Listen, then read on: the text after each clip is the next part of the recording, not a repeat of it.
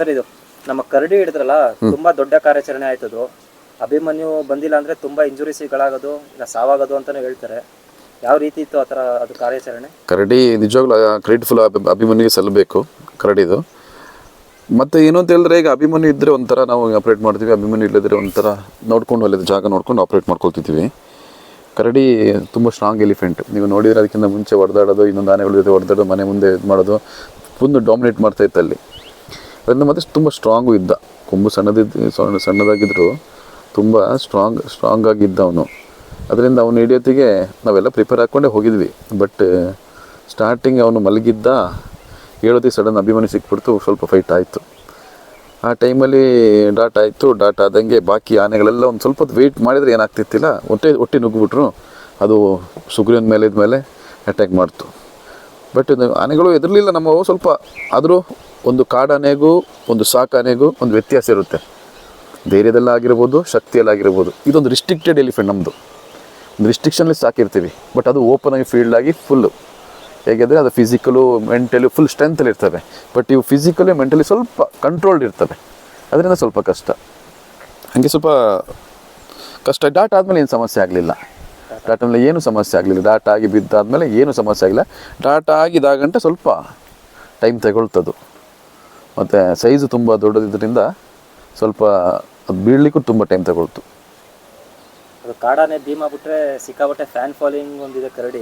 ಹೌದು. ಯಾವಾಗ ಆಚೆ ನೋಡ್ಬೋದು ಸರ್ ನಮ್ಮ ಜನರು? ಕರಡಿನ ಯಾವಾಗ ಈಗಲೂ ಆಚೆ ನೋಡ್ಬೋದು. ಬಟ್ ನಮ್ಮ ಒಂದು ಯೋಚನೆ ಅಂತ ಹೇಳಿದ್ರೆ ಕರಡಿನ ಎಲ್ಲ ಈವನ್ ಕರಡಿ ಎಲ್ಲ ಅದನ್ನ ಕರಡಿಂದ ಕರೆಯೋಂಗಿಲ್ಲ ನಾವೀಗ. ಬಬ್ರುವಾನ ಫ್ಯಾನ್ ಫಾಲೋವರ್ ಜಾಸ್ತಿ. ಅವನೆಲ್ಲ ಫುಲ್ ಆಲ್ಮೋಸ್ಟ್ ಟ್ರೈನ್ ಆಗಿದ್ದಾನೆ. ಆಗಿಲ್ಲ ಅಂತ ಹೇಳಿಲ್ಲ. ಕ್ಯಾಂಪಿಗೆ ಡೈಲಿ ಬರ್ತಾನೆ. ಸ್ವಲ್ಪ ವಿಸಿಟರ್ ಫ್ಲೋಗೆ ಸ್ವಲ್ಪ ನೋಡಿ, ಯಾಕೆಂತಂದರೆ ಅದು ಸ್ವಲ್ಪ ಬಿಹೇವಿಯರ್ ಸ್ವಲ್ಪ ಶೈ ಕಾಣ್ತಾ ಉಂಟು ಈಗ ನಮಗೆ ಅದರದ್ದು. ಇಲ್ಲಿ ಬಂದಂಗೆ ಒಂದು 2-3 ಆನೆ ಮಸ್ತರಿದೆ. ಸುಮ್ಮನೆ ಬಂದು ಅಭಾಸ ಹಾಕೋದು ಬೇಡ. ಅದು ಒಂದ್ಸಲ ಕ್ಯಾಂಪಿಗೆ ಬರೋತ್ತಿಗೆ ಮಸ್ತಾನೆಗೊಟ್ಟಿಗೆ ಹೊಡೆದಾಡೋದು, ಎಲ್ಲ ಮಸ್ತಾನೆ ಎದುರಿಸಿ ಓಡಿಸೋದು ಏನಾರು ಆಗ್ಬಿಟ್ರೆ ಅಪ್ಪನ ಅದನ್ನೇ ಫಾಲೋ ಮಾಡ್ಕೊಳ್ತಾ ಅದಾಗೋದು ಬೇಡ ಅಂತ ಒಂದು ರೀಸನಿಗಾಗಿ ಸ್ವಲ್ಪ ದಿನ ಲೇಟ್ ತರ್ತೀವಿ. ಮತ್ತು ತಂದು ಸ್ವಲ್ಪ ದಿನದಲ್ಲೇ ಅದನ್ನು ಕಾರ್ಯಾಚರಣೆ ಬಳಸಬೇಕು ಅಂತ ಒಂದು ಯೋಚನೆ ಇದೆ.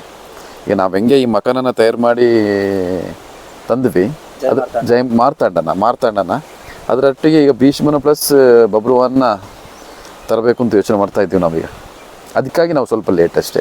ಅದು ಬಿಟ್ಟರೆ ಬೇರೆ ಯಾವ ಕಡೆ ಎಲ್ಲ ಟ್ರೈನ್ ಆಗಿದೆ ಈಗ. ಅಷ್ಟು ದಿನ ಬೇಡ, ಸ್ವಲ್ಪ ದಿನದಲ್ಲೇ ನೋಡ್ಬೋದು. ಈಗ ಆನೆಗಳಿಗೆ ಹೆಂಗೆ ಹೆಸರು ಮಾಡ್ತೀರಾ ಸರ್ ನೀವು? ಯಾವ ರೀತಿ? ಆನೆಗಳಿಗೆ ಹೆಸರು ಏಕೆ ಅಂತಂದರೆ ಏನಿಲ್ಲ, ಮಹಾಭಾರತ ರಾಮಾಯಣದೆಲ್ಲ ಕಥೆಗಳು ಆಧರಿಸಿ ಒಂದು ಎಲ್ಲರೂ ಯೋಚನೆ ಮಾಡಿದ್ವಿ. ಯಾರಾದರೂ ಒಬ್ರು ಹೇಳ್ತಾರೆ, ಯಾರಾದ್ರು ಇಂಥ ಹೆಸರಿಡಿ ಅಂತೇಳಿ, ನಮ್ಮ ಮೇಲಿನ ಸಾಹೇಬ್ರು ಹೇಳ್ತಾರೆ ಇಂಥ ಹೆಸರಿಡಿ ಅಂತ ಆಗಿರ್ತೀವಿ. ಇಲ್ಲ ಅವ್ರು ಹೇಳಿಲ್ಲ ಅಂತ ಹೇಳಿದ್ರೆ ನಾವಲ್ಲೆಲ್ಲ ಯೋಚನೆ ಮಾಡಿ ನಾವು ಮಹಾಭಾರತ ರಾಮಾಯಣ ಯಾವ್ದಾರು ಒಂದು ಆಧರಿಸಿ ಇಡ್ತೀವಿ, ನಾವು ಹೆಸರು ಇಡ್ತೀವಿ. ನಾವು ಅದನ್ನು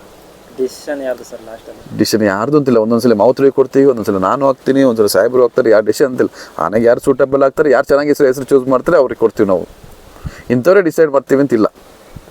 ಯಾಕಂದರೆ ಈಗ ರಾಜೇಂದ್ರ ಅಂತ ಕರೀತಾರೆ. ಇಲ್ಲ, ಅದು ರಾಜನ್. ಅದು ನಮ್ಮ ಅದು ಎರಡು ನಮ್ಮ APCF ಸಾಹೇಬ್ರು ಇಟ್ಟ ಹೆಸರು.